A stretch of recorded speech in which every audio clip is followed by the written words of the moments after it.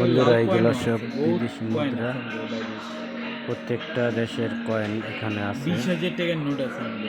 তো এগুলা বিক্রির উদ্দেশ্যে 100 টাকা আছে। বানাইছে। তো কারো প্রয়োজন পড়লে আপনারা মেসেজ করবেন। তো অসংখ্য মুদ্রা আমাদের কাছে আছে।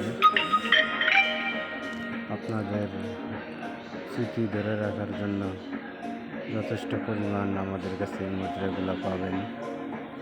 প্রত্যেকটা দেশের 10 পয়সা থেকে শুরু করে